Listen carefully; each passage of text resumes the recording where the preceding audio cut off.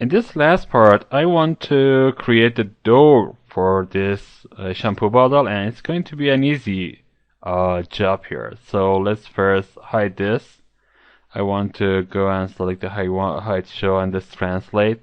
And let's create the boundary around this. So this is going to be one of the profiles by going to insert menu, operations, and selecting the boundary.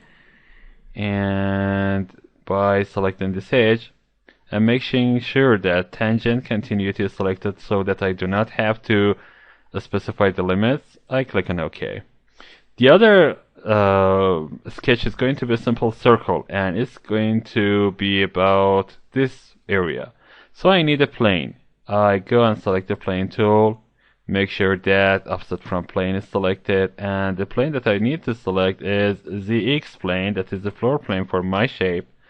And I want to make sure that this is about 140 or 150 millimeter away from this. Okay, select this, go to sketch environment, and draw a simple circle like this. Make sure that this is centered. And it is going to be 10 millimeter in radius, so that's it, 10 millimeter in radius. Okay. Exit my workbench. Now I can go and select the multi-section surface here. I go to insert, go to operation, go to surfaces, and select the multi-section surface from here. Make sure that you are clicking on the right point. So I select this circle here, and select this boundary here, and click on preview. You can see that it is working just fine, but it is not what I want. I want to have some curve around this shape. So I cancel this. I don't want to have this like this.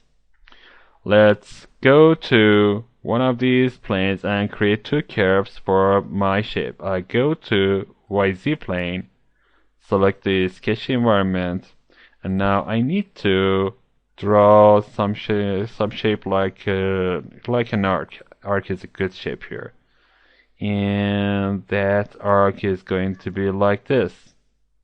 This ends and this end. I have two ends.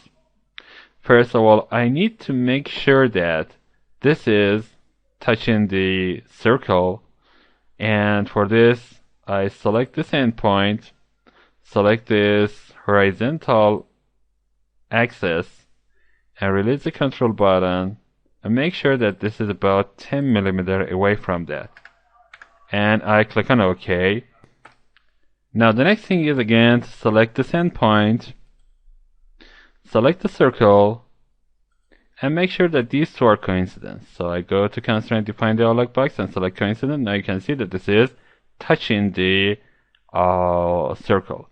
Now you cannot have tangency with circle, you can actually touch the circle, and that's what I want to have. So I click on OK.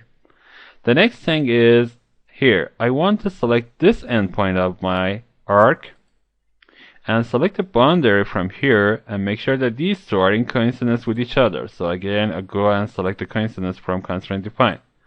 Now, by rotating the shape, you can see that it is not actually touching this. So I need to have some kind of distance constraint to make sure that these two are touching.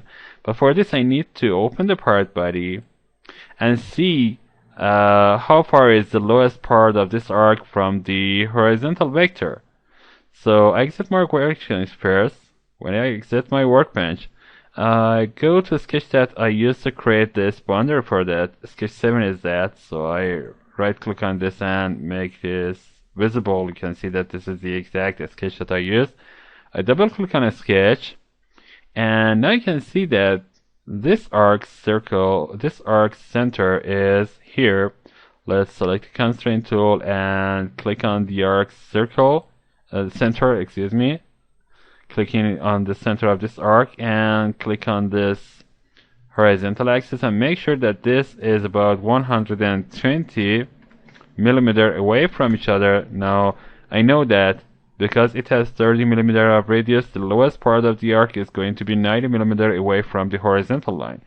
So I exit my workbench. It takes a little while to compute the shape again. I double click on this sketch, and now that I'm here, I rotate a little bit and zoom in a little bit.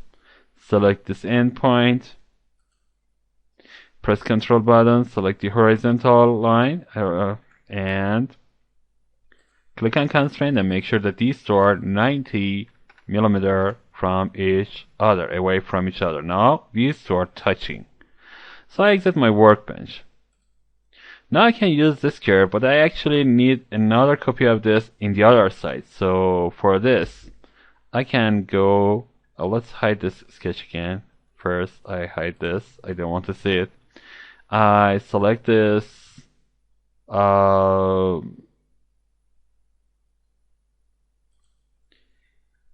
plane again. Go to sketch environment by selecting the YZ plane. Now I'm sure that I can have a symmetry of this in the other side, or I can draw the same shape in the other side. Okay, I need to create a symmetry. So first of all, I click on this sketch and project one of the, a 3D project this into this environment. Now by projecting this, I can make it go to the other side by using the symmetry tool. In the operation, I select the symmetry and select this horizontal axis. Now I can see that the actual arc is created in the other side, and they are exactly the same. They are touching the circle and the boundary in the two ends. So I exit my workbench. Now I have these two. I go to insert menu, go to surfaces and select the multi-section surface here. Now I need to click on this profile and click on the other profile. Now you can see that these two are selected. Go and activate the second pane, that is the guides pane. Select this guide and this guide. Now I have two guides. Click on preview.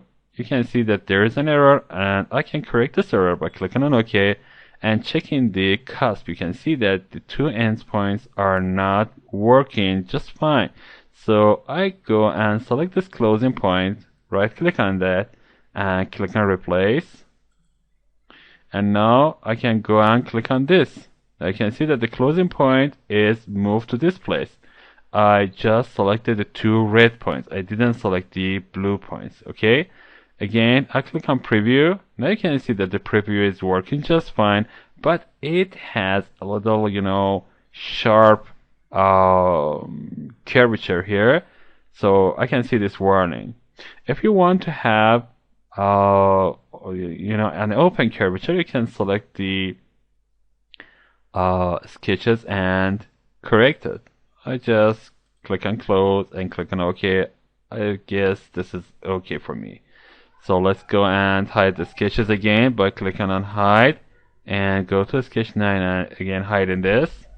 And I need to hide the boundary as well. So I hide this. Now I have another sketch. I need to hide this as well. So a lot of sketches are used for this shape. And now I have this. I can go to select this edge. And now by selecting this edge, I can create a boundary here. And of course, I can select the sketch. I already have a circle. So I go and select this sketch and show this. This is the actual circle that I have created previously. I want to use this as my extrude. So I select insert, go to surfaces and select extrude. And I want to make sure that this profile, that is a circle, is selected. And it is going to be about 5 millimeter, and I don't want the other dimensions, so I make it 0. Click on preview. That's okay. So I click on OK. Now my shampoo bottle is created like this. Okay, so I can go and hide this sketch again. Now I have these two again. I need to join these two, and of course I need to join this multi-section surface with the split. So I go to insert menu, go to operations, and select join from here. And for this I need to select this extrude first, this multi-section surface second, and this split third. Click on OK. Now I have one object here, and the last thing I want to create, I want to have is to show the translate. This is the translate.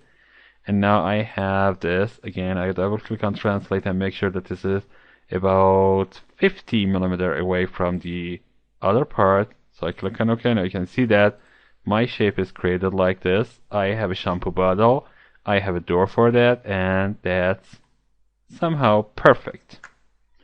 So you saw different tools to create surfaces.